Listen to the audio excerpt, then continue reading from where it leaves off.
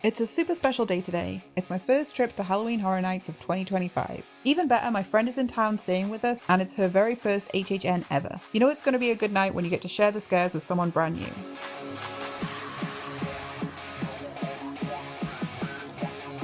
Alright, quick game plan. We've done our prep, watched all the house previews, gone over scare zones, checked Thrill Data's heat maps like the true nerds we are. We don't have Express tonight, but we do have Stay and Scream, and a solid list of must-dos. Fallout is at the top for both of us, so that's where we're starting. The big three with the longest waits seem to be Five Nights at Freddy's, Terrifier, and Jason. Everything else tops out at around 40 minutes. The strategy is to save Five Nights at Freddy for last, try to catch Terrifier around 7 PM or midnight, and slide Jason in when the wait dips. Fingers crossed. Oh, and I really want to hit the 9:30 PM Nightmare Fuel show. So let's see how this goes. We got to the park just after 3 PM, grabbed our Stay and Scream wristbands by VillainCon, red today, and headed straight to the back of the park. But first, a quick detour through Diagon Alley. The Death Eaters were already out, so we checked in on them. By 4:15 we were in line for Fallout. The house didn't open until 5:15, so we had some time to chill under the giant tents. Last year they didn't have the tents and it was brutal standing in the direct sun, so this setup was a huge improvement. At 5:25 we finally entered Fallout. This one's based on the TV series instead of the game, and as someone who just rewatched the show, it was so cool seeing it come to life. The ghouls were my favourite part. Creepy but not nightmare fuel levels, so a must-see for Fallout fans. Next up, we hopped in line for Gulkin, which opened at 5:45.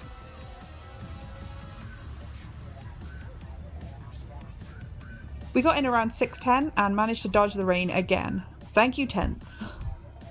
This house was about Norse folklore and monsters. Gory scenes, but also some supernatural elements.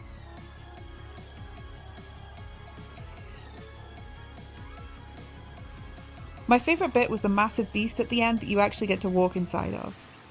It wasn't quite what I was expecting, but it was very cool. When we got out, Fallout had a 10-minute wait, so yeah, we couldn't resist going in again. 2 trips through Fallout before the event even officially started. We're doing well. Next, we hit up Doll's Let's Play Dead. The wait jumped from 35 minutes to 50 minutes while we were in line. But this house is interesting. They shrink you down to doll size, so everything's oversized and twisted. Melted, disfigured dolls everywhere. It was creepy in such a bizarre, uncanny way. Think Sid from Toy Story vibes.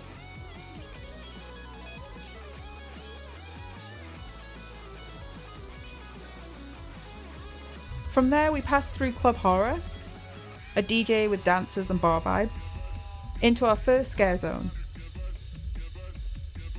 Mutations Toxic 20s. The backstory is a truck crash spilling radioactive rat poison, mutating everyone it touches.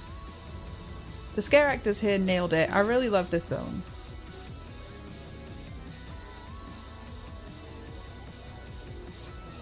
Origins of Horror was next, and I found that a little meh. Some cool statues and a few chainsaw people, but not a whole lot else going on.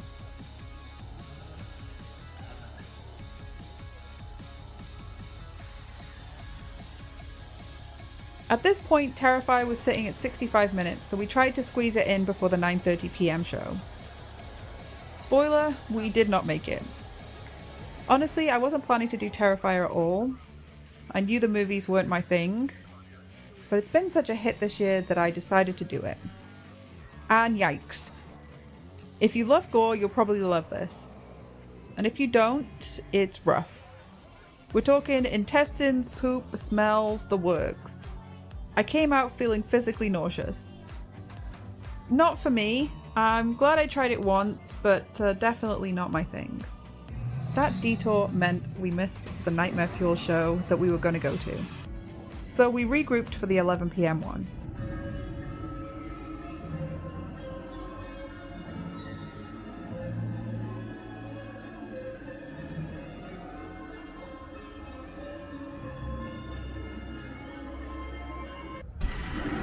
We grabbed some food from Mel's Dine, a vegan field roast hot dog, and vegetarian Cobb salad to share. The salad was great, the hot dog I liked less, but honestly I just needed something light after Terrifier and this did the trick.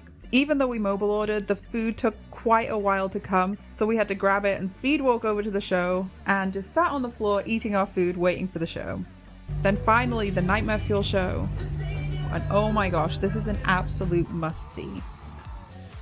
Fire, illusions, contortion, acrobatics, dancing. Every year it just blows me away and this year was no exception. If you can't catch it live, I'll link the full video below because it's just so good.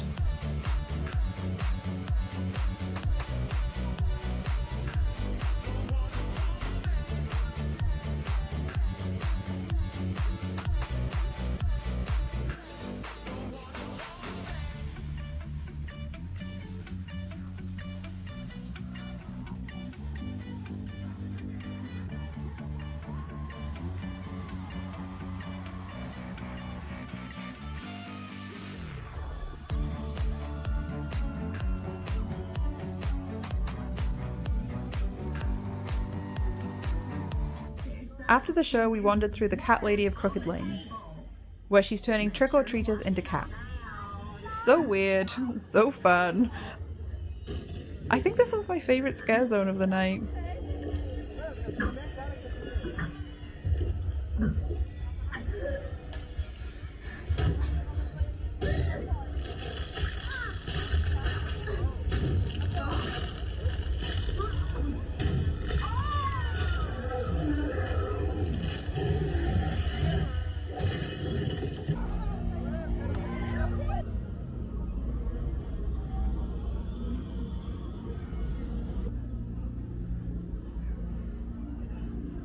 Around midnight we caught the roller skating zombies at Mel's.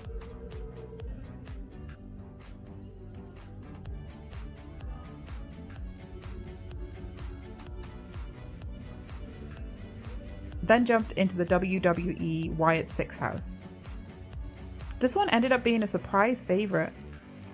Really creative and eerie with strong lore and fantastic scare actors. I wasn't a fan of the pig room, but all the other rooms I thought were really cool.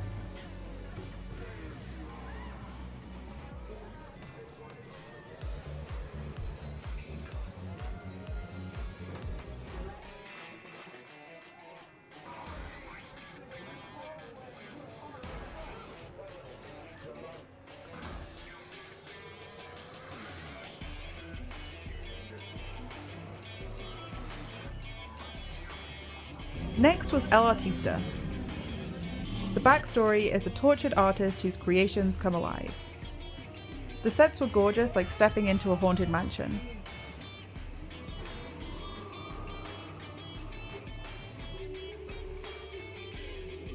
And my favourite bit was the gargoyle flying overhead.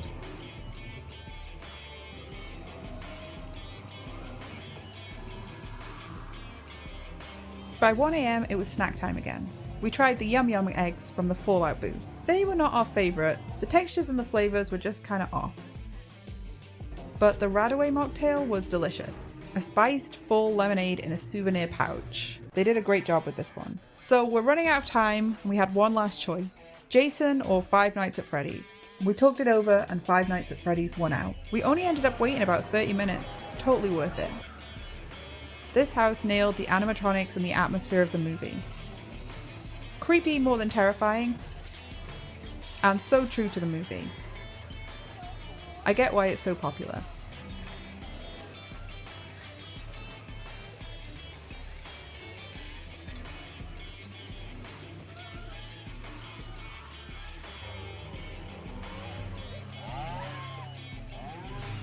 We tried to catch the last scare zone, the Masquerade Dance with Death, but we just missed the actors. The sets were still really cool to see though.